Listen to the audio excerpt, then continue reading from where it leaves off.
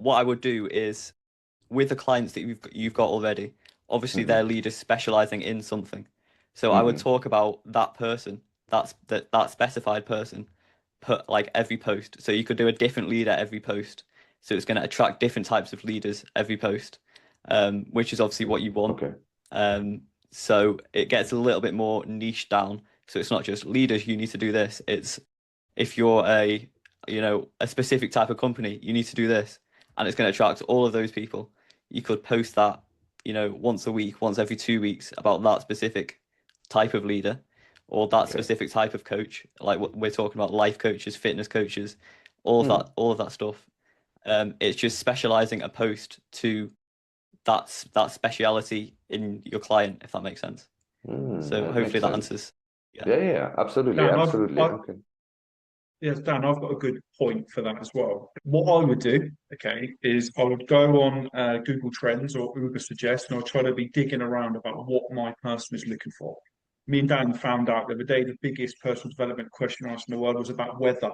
People worried about the weather. So I wondered if you searched hard and fast enough about what it is that leaders are looking for, it's probably worries about AI, Dan, probably worries about Trump, probably worries about all that sort of stuff, finding out exactly what questions they're writing into Google.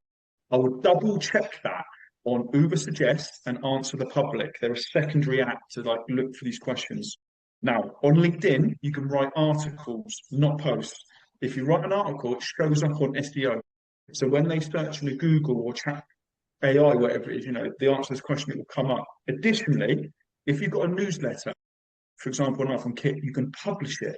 So if you publish it with those keywords, with that question, it will also show up on SEO. And is that the sort of like approach that you would suggest for someone like Chris to one, look for what his target market is looking for, and two, to put it in the right areas? What's your thoughts on that? Yeah, so not only like talking about leaders is important, but also the topic that they want to read about. Both are very important for the AI to push it more to those people. Because the AI will actually check what the consumers are actually doing on LinkedIn. So they'll see what posts they've engaged with before, and if your post is similar to that, or it's even better than that, in terms of the value it's giving, it's going to show that to those people. So I feel like this new kind of algorithm change levels the playing field a little bit. So you don't have to post 100 comments or have 10,000 followers or whatever. It's just how much do you know about that specific thing for that specific person.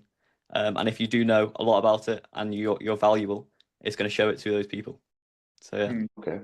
Okay. So you mean we should focus, Yeah, or every coach should focus more on geo optimization rather than SEO optimization nowadays, even though on LinkedIn. They should focus on both. Okay.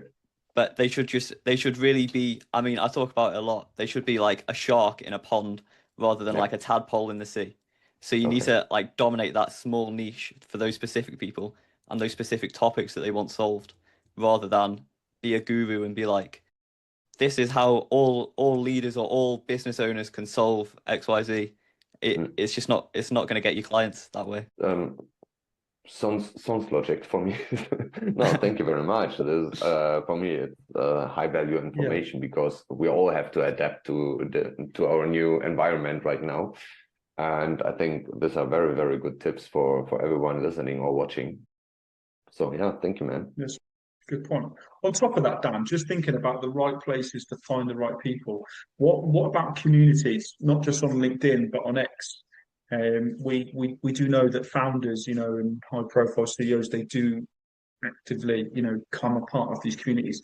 Would you look into those? Would you do something about those? I think to start with, you could have a look at other people's communities that are similar to the people that you're trying to target, and kind of send DMs to them, talk about something you found interesting about them. Potentially, as you grow a little bit, you could create your own community, which is what we've done on X, what we've done on school.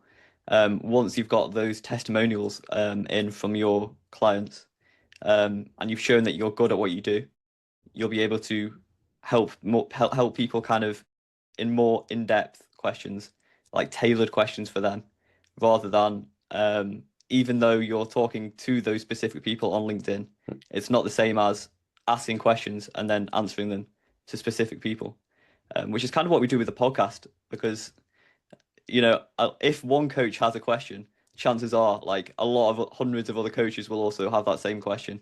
So if we can answer that to one person, it's going to answer a lot of other people, you know. Okay. No, sounds good. It's a very good point, yeah.